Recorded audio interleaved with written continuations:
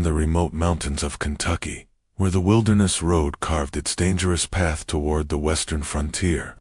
There once stood an inn that travelers spoke of in hushed, reverent tones.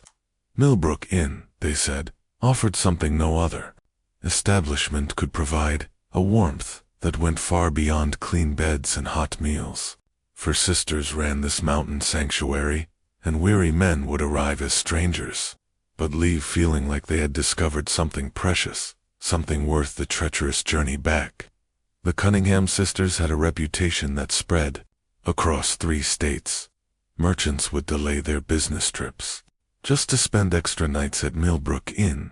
Cattlemen would take dangerous detours through hostile mountain passes, rather than miss the opportunity to experience the sisters' legendary hospitality, and those who had stayed there spoke of comforts that lonely travelers rarely found. Attention so personal, so intimate that grown men would weep when it came time to leave. But in the winter of 1851, something changed.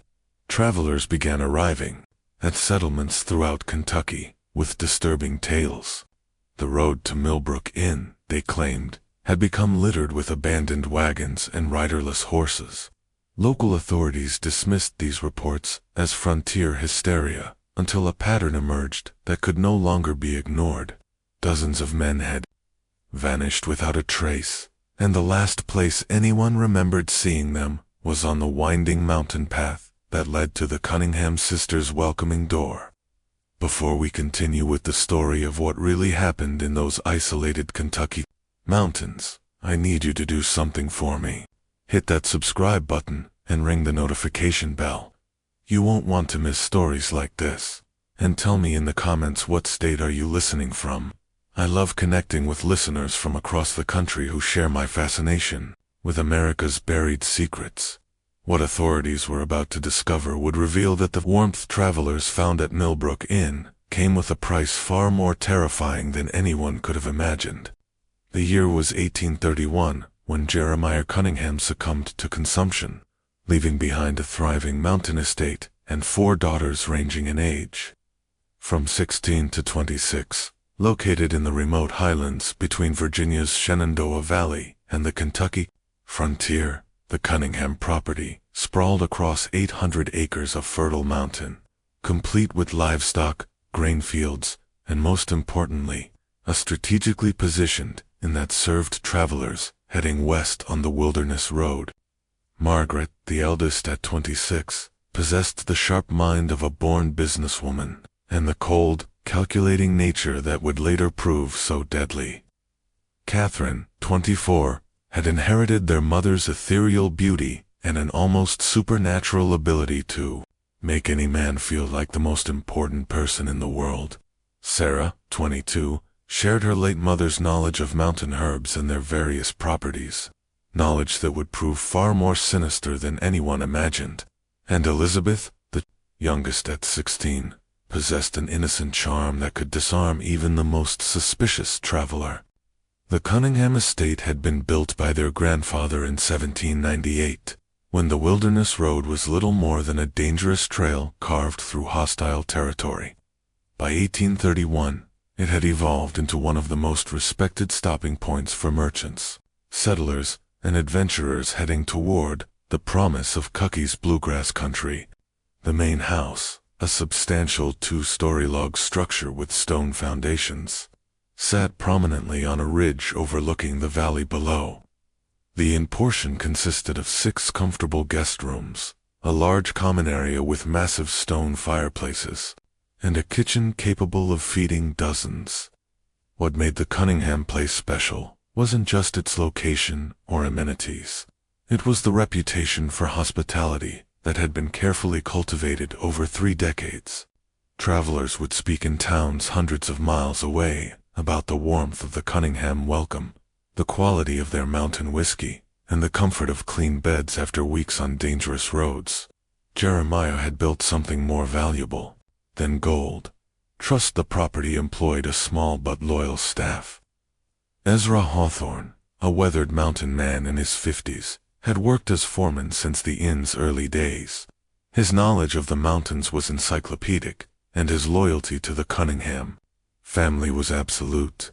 2 German immigrants, the Zimmer brothers, Klaus and Heinrich, had arrived 3 years earlier, seeking work and stability in the New World. They lived in a cabin near the property's eastern boundary and managed the livestock and agricultural operations with Germanic efficiency. The autumn of 1831 marked the beginning of what locals would later remember as the inn's golden years. The sisters, initially working together out of necessity, discovered they possessed a remarkable ability to make guests feel not just welcome, but genuinely cherished. Margaret's business acumen kept the operation profitable. Catherine's charm kept guests lingering longer than planned.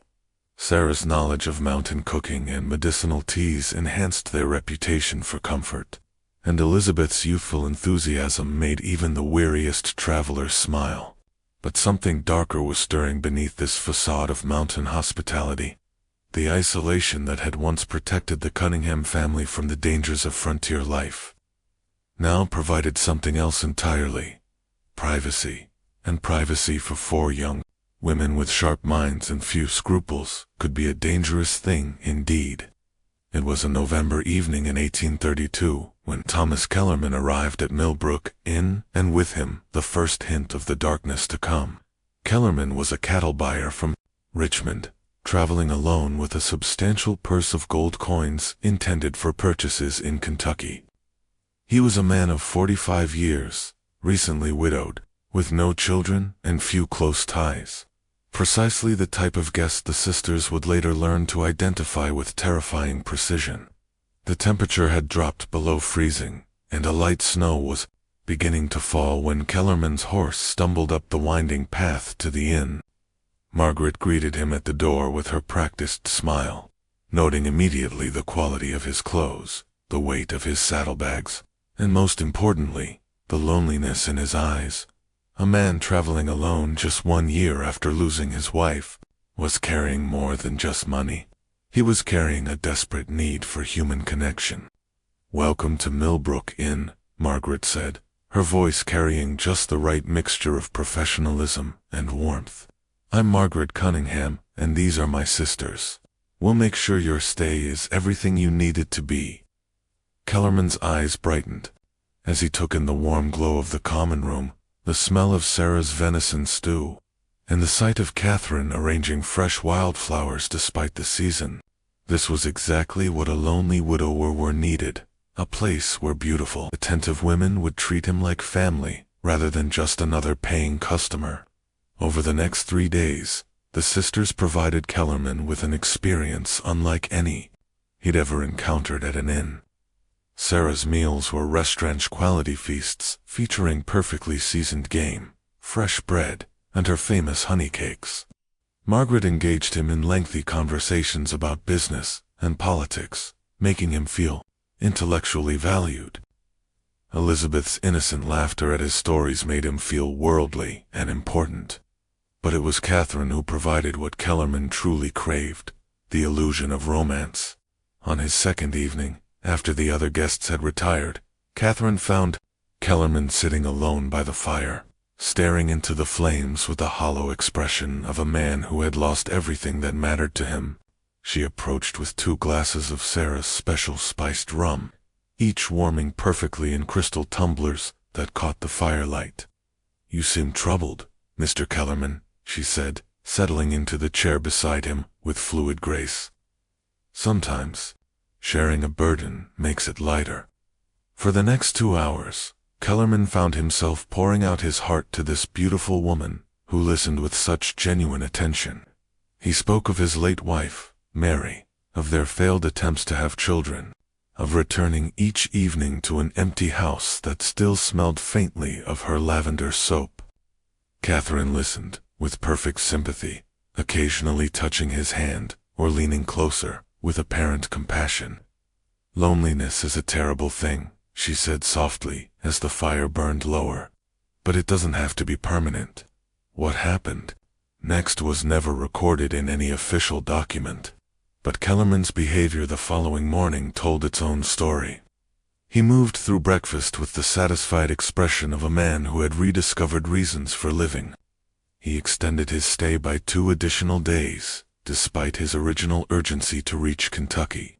Most tellingly, he began making plans to return to Millbrook Inn on his journey home to Richmond. "I've never experienced hospitality like this," he told Margaret as he prepared to leave. "You and your sisters have created something truly special here. I'll be recommending this place to every traveler I meet." Margaret smiled and accepted his generous payment, nearly double the standard rate, pressed into her hands with genuine gratitude. "We look forward to your return visit, Mr. Kellerman. Safe travels." But Thomas Kellerman would never complete his journey to Kentucky. His horse was found 3 days later, wandering riderless near Cumberland Gap. Kellerman himself had simply vanished, leaving behind only questions and a mystery that would never be officially investigated. The assumption, logical enough for the dangerous frontier, was that he had fallen victim to bandits or wild animals. Only the Cunningham sisters knew the truth. Heinrich Zimmer had been waiting in the woods, a half-mile from the inn, when Kellerman departed that morning. The German immigrant was handy with tools and possessed the kind of quiet efficiency that made him valuable for tasks that required discretion. Kellerman never saw the blow that ended his life, delivered with a blacksmith's hammer to the base of his skull. His body was wrapped in canvas and buried in a predetermined location deep in the mountain forest, while his substantial purse of gold coins found its way back to Millbrook Inn. That night, the 4 sisters sat around their kitchen table, counting Kellerman's money and planning their future. Margaret had done the calculations. The amount they'd just acquired exceeded the inn's legitimate profits for an entire year. Catherine had proven that lonely men could be manipulated with shocking ease. Sarah had demonstrated that traces of evidence could be eliminated with the right knowledge of chemistry and mountain-craft, and Elizabeth had shown that even the most innocent-seeming person could keep terrible secrets. "He won't be missed for weeks," Margaret said, stacking the gold coins with business-like precision. "No family, no close friends. Traveling alone to a place where no one knows him. Perfect. It was almost too easy," Catherine added, still wearing the same gentle expression she'd used to comfort their victim. "He would have given us anything we asked for." What they had discovered that cold November night was something far more valuable than gold. They had discovered how to make people disappear. The winter of 1832 gave the sisters time to refine their technique and established the protocols that would serve them for nearly 2 decades. Margaret, with her keen business mind, developed a system for identifying ideal targets. The perfect victim was a man traveling alone, carrying substantial money with few family connections, and no fixed schedule that would raise immediate alarm if he failed to arrive at his destination. Sarah's role evolved beyond cooking and household management. Her knowledge of mountain plants expanded to include detailed study of toxins and their effects. Pokeweed berries, when properly prepared, could induce symptoms resembling cholera. Foxglove could cause heart failure that appeared natural. Water hemlock could kill within hours while leaving little trace. She established a hidden garden behind the main house where she cultivated these plants alongside legitimate herbs, creating a pharmaceutical arsenal disguised as a medicine patch. Catherine perfected the art of emotional manipulation, learning to read men's deepest needs and present herself as the answer to their loneliness. She studied her targets carefully, adapting her personality to match their desires. For the religious, she became devoutly spiritual. For the intellectual, she transformed into a well-read conversationalist. For the grieving, she offered comfort and understanding. Her ability to become whatever a man needed was both her greatest weapon and her most chilling talent.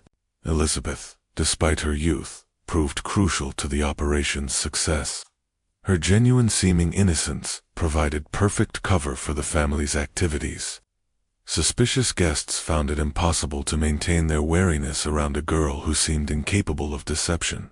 She also served as the early warning system, her naturally friendly demeanor allowing her to extract information about guests' backgrounds, travel plans, and financial situations without raising suspicion. The logistics of disposal had been worked out with Germanic efficiency by the Zimmer brothers. Claus had discovered a series of natural caves in the mountainside, accessible only through a concealed entrance behind a rockfall. Bodies could be carried there under cover of darkness and sealed behind loose stones where the mountain's chemistry would accelerate decomposition. Personal effects were carefully sorted. Anything valuable was kept, while items that might identify the victim were buried separately or destroyed. Ezra Hawthorne's role was perhaps the most crucial. His reputation in the region was beyond reproach, and his word carried weight with local authorities. When questions were occasionally raised about missing travelers, Ezra would solemnly confirm that the individual had indeed stayed at Millbrook Inn, but had departed in good health and spirits. His weathered face and honest demeanor had never failed to satisfy even the most persistent inquirer. The spring of 1833 brought their second victim, a tobacco merchant named William Fraser from North Carolina. Fraser was transporting nearly $500 in silver coins, the proceeds from a successful season's crop sales. He was a bachelor of 38, known for his reclusive nature and his practice of making business trips alone to avoid sharing profits with partners. Fraser arrived on a rainy April evening, immediately drawn to the warmth and comfort of the inn. After weeks of uncomfortable travel, the sisters deployed their refined strategy with precision. Margaret engaged him in business discussions, learning about his financial situation and travel plans. Sarah provided exceptional meals that made him reluctant to continue his journey. Elizabeth entertained him with piano music and innocent charm that reminded him of the daughter he'd never had. But it was Catherine who sealed Fraser's fate. On his third night at the inn, she found him reading alone in the common room, a leather-bound volume of poetry open on his lap. She approached with apparent shyness, asking if he might read aloud, as she had little education, but loved the sound of beautiful words. For 2 hours Fraser read to Catherine by lamplight, his voice growing stronger and more confident as she listened with rapt attention. When he finished, she placed her hand gently on his arm and told him he had the most beautiful voice she'd ever heard. The loneliness that had hardened around Fraser's heart for decades began to crack. "I've never met anyone like you," he told her, his voice thick with emotion he'd suppressed for years. "You make me feel alive again." "Then don't leave tomorrow," Catherine replied, her eyes reflecting the lamplight with perfect calculated sincerity. "Stay another day. Let me listen to you read again." Fraser extended his stay by a week, during which Catherine gradually increased their intimacy while Sarah began introducing small amounts of pokeweed extract into his evening tea. The symptoms began subtly: mild stomach discomfort, slight dizziness, nothing alarming enough to cause immediate concern. Fraser attributed his malaise to the stress of travel and the emotional upheaval of his unexpected romantic feelings. On his final night at Millbrook Inn, Catherine invited Fraser to join her for a private dinner in her room. Sarah had prepared his favorite meal, along with a bottle of wine laced with a carefully calculated dose of water hemlock extract. As Fraser sat across from Catherine in the intimate candlelight, sharing his dreams and fears with a woman he believed might change his life forever, he had no idea he was already dying. The poison worked exactly as Sarah had predicted. Fraser's death appeared to be a sudden heart attack brought on by excitement and overexertion. His body was discovered the next morning in Catherine's bed, apparently having died peacefully in his sleep after a night of passion. Even if a doctor had been available to examine the body, the symptoms perfectly matched those of natural cardiac failure in a middle-aged man with a previously sedentary lifestyle. Fraser was buried with appropriate solemnity in the inn's small cemetery, a final touch that Margaret had added to their operation. A proper grave, complete with a carved headstone, gave the appearance of respectful treatment, while actually serving as the perfect hiding place. The cemetery contained the graves of several generations of Cunningham family members, making additional burials unremarkable to local observers. Frazier's money and valuable personal effects disappeared into the sisters' growing treasury, while his wagon and horses were sold to traveling merchants passing through weeks later. His disappearance was attributed to a decision to settle in Kentucky rather than return to North Carolina, a plausible explanation that no one thought to question too closely. By the end of 1833, the sisters had perfected a system that was virtually undetectable. They had learned to space their crimes carefully, never targeting more than 4 or 5 victims per year, to avoid creating patterns that might attract attention. They developed cover stories for guests who died at the inn, ranging from heart attacks to accidents to decisions to settle permanently in the West. Most importantly, they learned to trust each other completely, creating a conspiracy so tight that not even the slightest hint of their activities ever reached the outside world. Just when we thought we'd seen it all, the horror at Millbrook Inn intensifies. If this story is giving you chills, share this video with a friend who loves dark mysteries. Hit that like button to support our content, and don't forget to subscribe to never miss stories like this. Let's discover together what happens next, because the Cunningham sisters were just getting started. Between 1834 and 1845, Millbrook Inn achieved a reputation that extended throughout the mid-Atlantic region and beyond.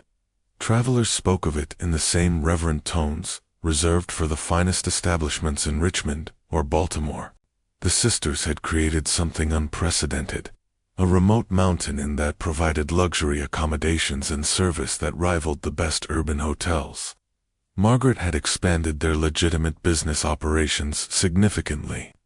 The inn now maintained a stable of quality horses for guests, operated a small distillery producing premium mountain whiskey, and even offered guided hunting expeditions led by Ezra Hawthorne. These legal enterprises provided substantial income, and more importantly gave the sisters a reputation as savvy businesswomen rather than simply innkeepers. The guest registry from this period, carefully preserved in the Virginia State Archives, tells the story of their success. Merchants from Charleston, politicians from Richmond, land speculators from Baltimore, and adventurers from as far away as Boston signed their names in Margaret's elegant ledger book. Many returned multiple times, becoming regular patrons who praised Millbrook Inn to their colleagues and friends. But hidden within this legitimate success was a carefully orchestrated killing machine that operated with clockwork precision. The sisters had refined their victim selection to an exact science. Catherine developed an almost supernatural ability to identify the men who would never be missed. The loners, the outcasts, the ones carrying secrets that made them avoid close relationships. Sarah's knowledge of poisons had expanded to include dozens of plant and mineral toxins, each with different symptoms and detection profiles.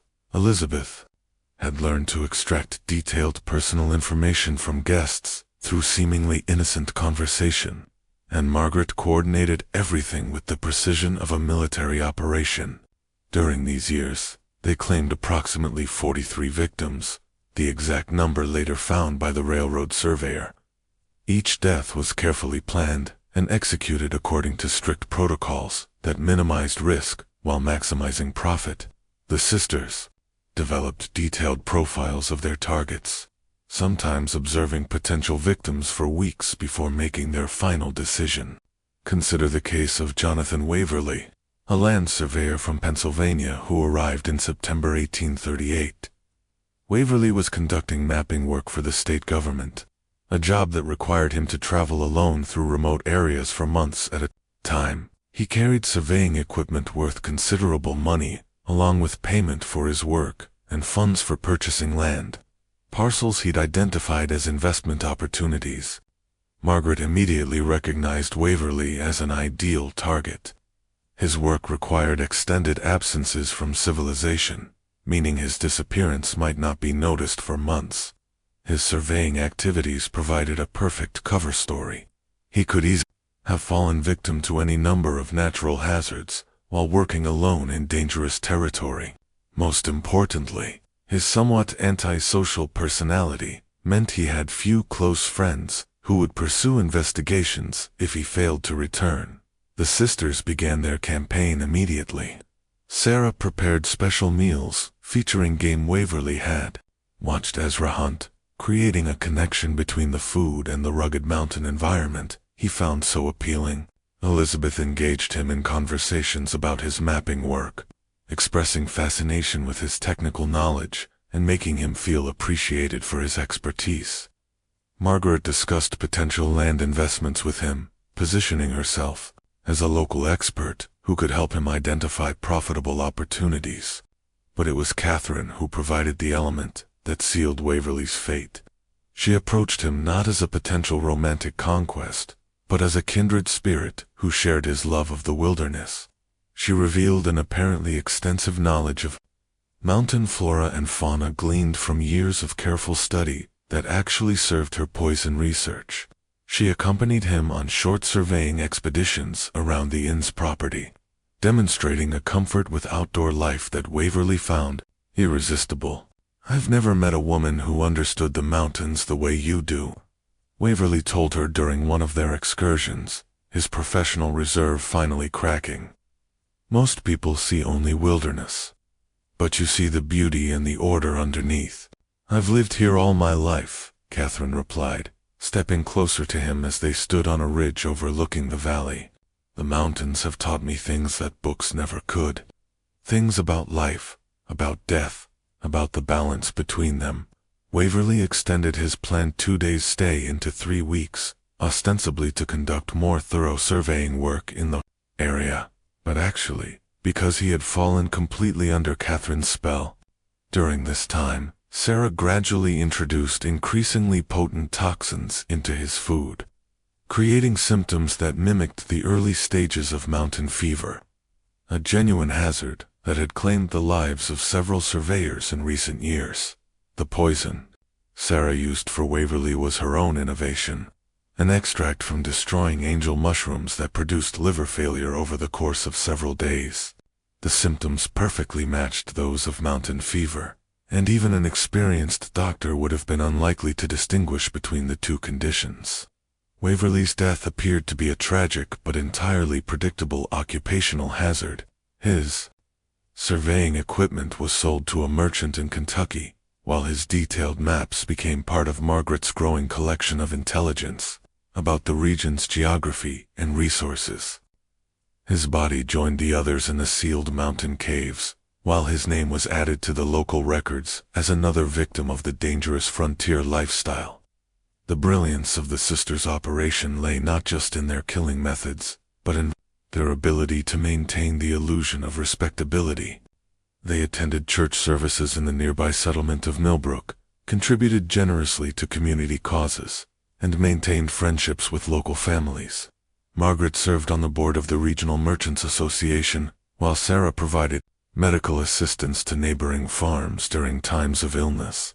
Catherine taught Sunday school to local children, and Elizabeth organized social events that brought together isolated mountain families. This community involvement served multiple purposes.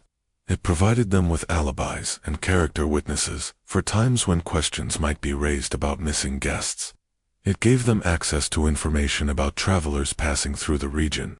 Most importantly, it established them as pillars of the community whose word would never be questioned by local authorities. The sisters also developed an extensive network of business relationships that helped legitimize their growing wealth. They invested in land purchases throughout the region, gradually assembling a portfolio of properties that generated rental income and appreciated in value. They loaned money to local farmers and merchants, earning both interest payments and influence within the community. They even purchased shares in several riverboat companies operating on the Ohio River, diversifying their investments while creating additional sources of income. By 1845, the Cunningham sisters were among the wealthiest landowners in Western Virginia. Their success story was held up as an example of what determined women could achieve, even in the challenging frontier environment. Local newspapers occasionally featured articles about the enterprising Cunningham sisters, who had built a thriving business empire from their inherited mountain property.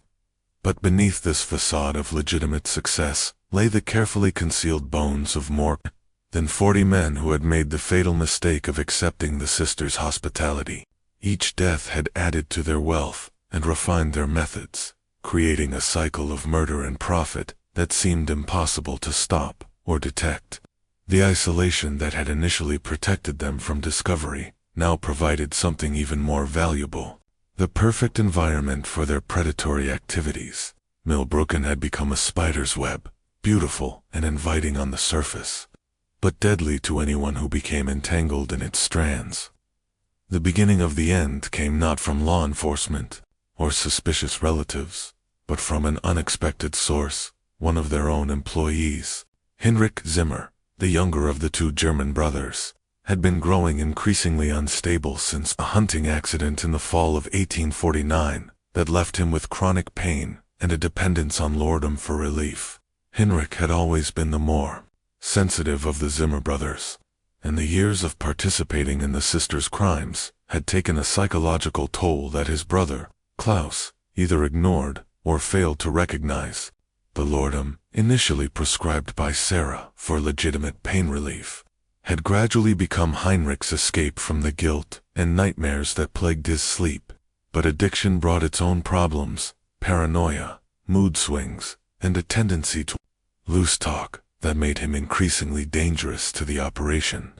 The crisis began on a cold February morning in 1850, when Heinrich appeared at the kitchen door of the main house, his eyes wild with drug-induced panic, and his clothes disheveled from a sleepless night. Sarah was alone in the kitchen, preparing breakfast for a traveling merchant from North Carolina who had arrived the previous evening, a man the sisters had already identified as their next target. "I can't do it anymore," Heinrich whispered, his voice shaking with emotion. "I see their faces every night. Every time I close my eyes, they're all standing there watching me. 43 men, Sarah. 43 souls, crying out for justice." Sarah maintained her composure, but her mind raced as she calculated the threat Heinrich now represented. His knowledge of their crimes was complete and detailed. He could provide authorities with exact locations of burial sites, descriptions of murder methods, and testimony that would send all 4 sisters to the gallows. "You're not well, Heinrich," she said gently, moving closer to him with apparent concern. "The Eldenham is affecting your mind. You're seeing things that aren't real." "No," Heinrich's voice rose dangerously, and Sarah glanced toward the ceiling, hoping the guest upstairs hadn't been awakened. "I know what we've done. I know what you've made me do. And I know it has to stop." The conversation continued for nearly an hour with Heinrich, alternating between tearful confessions and angry accusations, while Sarah tried to calm him without alerting the rest of the household. She eventually managed to convince him to return to his cabin with a promise that they would discuss the situation later, after he'd had time to rest and clear his head. But Sarah knew there would be no later discussion. Heinrich Zimmer had become a liability that threatened everything they'd built, and liabilities had to be eliminated. That evening, after their guest had retired for the night, Sarah prepared a special dinner for the Zimmer brothers, a gesture of appreciation for their years of loyal service. She explained to Klaus. The meal featured Heinrich's favorite dishes, along with Sarah's special spiced wine that contained enough concentrated foxglove extract to stop a man's heart within hours. Heinrich died quietly in his sleep that night, his death attributed to the same heart condition that had supposedly claimed several of their guests over the years. Klaus, who had consumed less of the poisoned wine due to his natural temperance, survived, but with significant cardiac damage that left him weakened and dependent on SAR's medical care. Heinrich's death solved their immediate problem, but created new challenges. Klaus, despite his physical weakness, began asking pointed questions about his brother's sudden demise. The similarities between Heinrich's symptoms and those exhibited by several of their guests had not escaped his notice, and his loyalty to the sisters was wavering under the weight of suspicion and grief. Margaret recognized that their operation was entering a critical phase. The network of trust and complicity that had protected them for nearly 2 decades was beginning to fracture, and any significant investigation would uncover evidence that even their considerable influence couldn't suppress. She began making contingency plans for the possibility that they might need to abandon Millbrook Inn. The final guest to die at Millbrook Inn was Samuel Hartwell, a cotton broker from Savannah who arrived in March 1851 with over $1,000 in gold, coins and bank notes. Hartwell was a widower in his 50s, traveling north to negotiate contracts with textile mills in Pennsylvania. His death followed the sisters' established pattern: apparent heart failure after several days of exceptional hospitality that included intimate companionship with Catherine. But Hartwell's death marked a crucial change in the sisters' methodology. For the first time in nearly 20 years, they made a significant mistake. Hartwell had arranged to meet a business associate in Pittsburgh on a specific date, and when he failed to appear, his colleague began making inquiries that eventually reached local authorities in Virginia. Sheriff Thomas Brennan of Millbrook County was a capable lawman with over 20 years of experience, but he had never encountered anything like the Cunningham sisters' operation. His initial investigation was routine. A few questions to confirm that Hartwell had indeed stayed at the inn and departed in good health.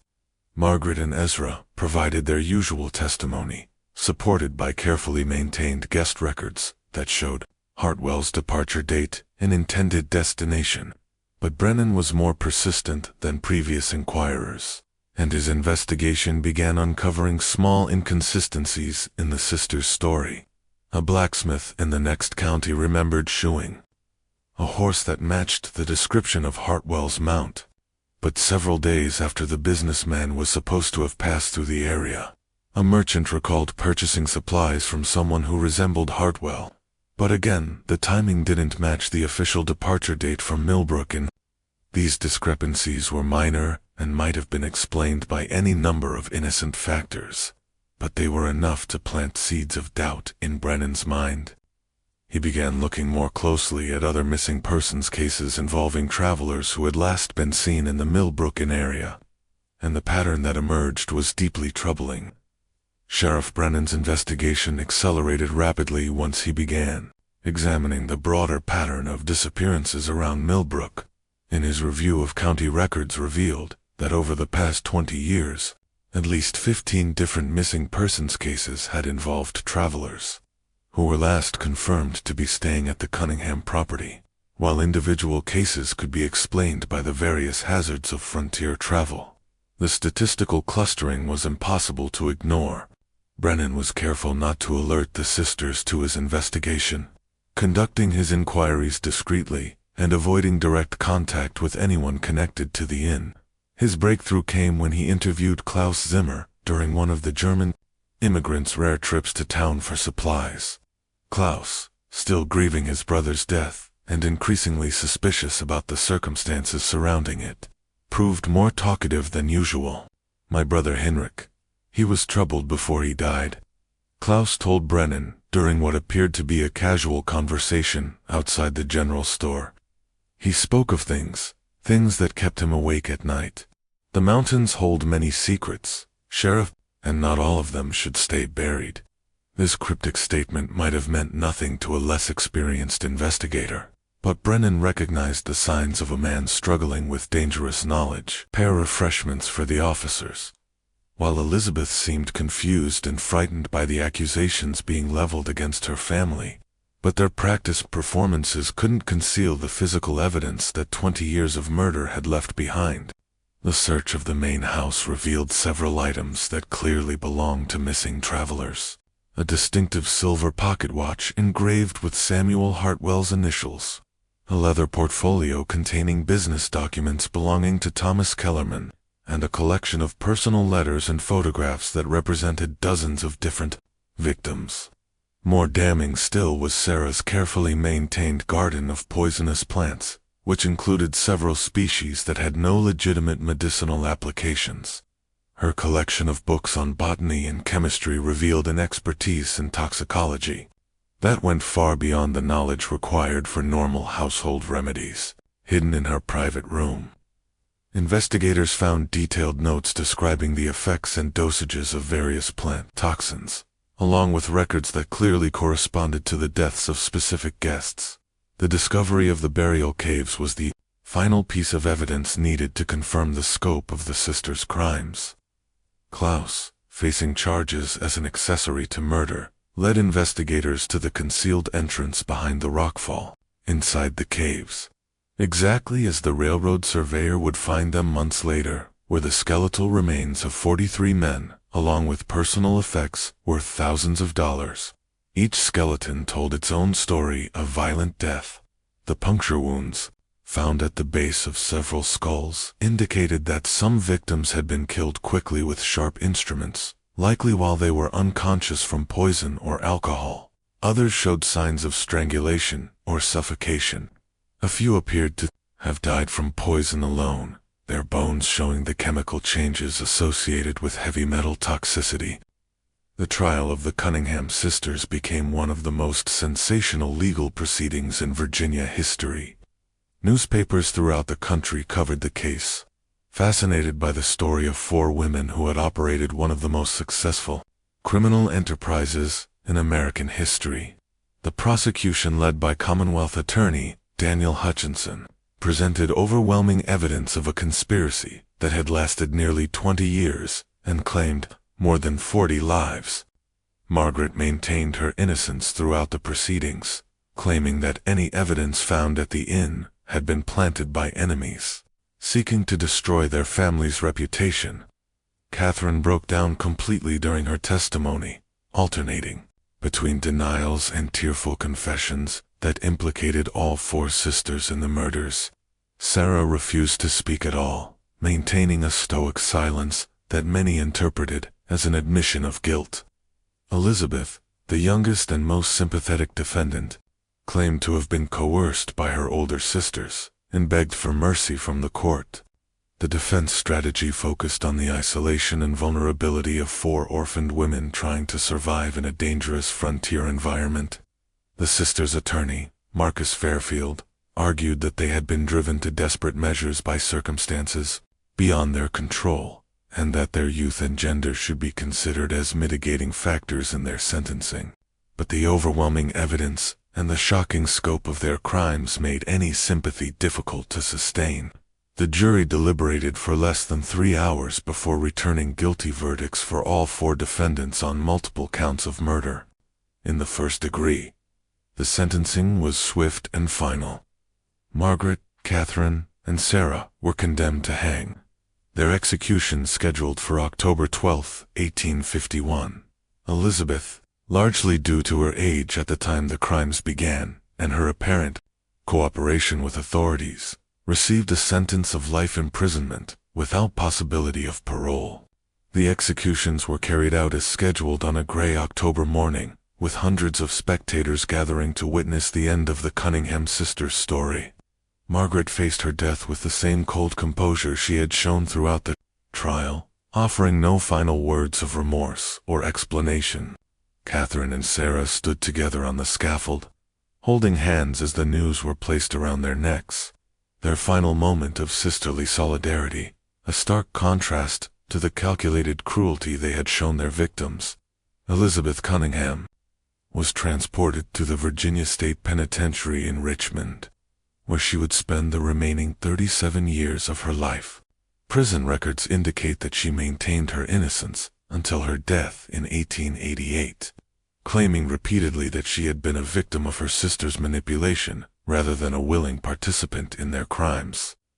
She never received visitors and left no written account of her experiences at Millbrook in Klaus Zimmer, granted immunity in exchange for his testimony, disappeared shortly after the trial concluded. Some reports placed him in Ohio, others in Missouri, but he was never officially located again. The trauma of his brother's death and his role in exposing the sisters' crimes appeared to have broken him completely, leaving him unable to settle anywhere or form lasting relationships. Ezra Hawthorne faced charges as an accessory to murder, but his advanced age and his cooperation with authorities earned him a reduced sentence of 10 years in prison. He died in custody in 1854, reportedly still maintaining that he had never suspected the true nature of the sisters' activities and had believed their explanations for the various deaths and disappearances. Millbrook in itself was sold at auction to satisfy legal judgments against the Cunningham estate. The new owners, a family named Fletcher from Richmond, attempted to continue operating it as a legitimate inn, but the property's notorious reputation made it impossible to attract guests. The building stood empty for several years, before being purchased by a mining company that demolished the structures and converted the land to industrial use.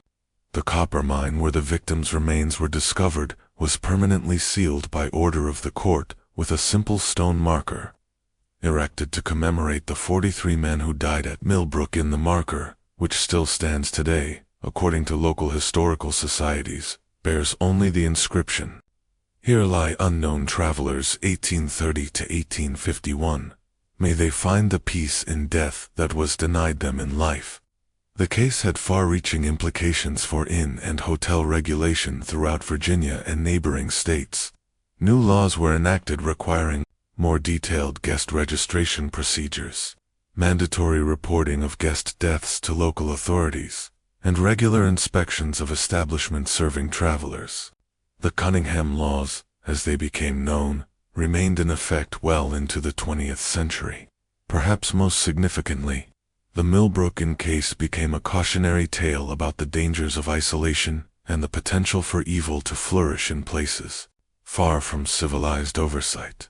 Criminal investigators began paying closer attention to patterns of disappearances around remote establishments, leading to the discovery of several smaller-scale operations that might otherwise have continued undetected. The financial investigation revealed the true scope of the sisters' success. Their estate, including land holdings, business investments, and liquid assets, was valued at over $50,000, an enormous fortune for the time period. The money was used to compensate victims' families where possible, and to fund improvements to law enforcement capabilities in remote areas of Virginia. Modern criminologists who have studied the case note several factors that contributed to the sisters' remarkable success. Their operation combined careful victim selection, sophisticated killing methods, excellent disposal techniques, and most importantly, a perfect cover story that made their crimes nearly invisible to contemporary investigators. The isolation of their location provided privacy for their activities, while their reputation for hospitality created a steady stream of potential victims. The psychological profiles developed by modern experts suggest that Margaret was the primary architect of the operation, possessing the antisocial personality traits and organizational skills necessary to plan and execute such a complex criminal enterprise.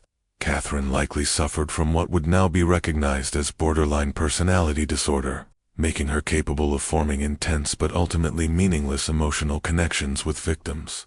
Sarah's expertise with poisons suggests a fascination with death and control that bordered on sadistic. Elizabeth's role remains the most ambiguous.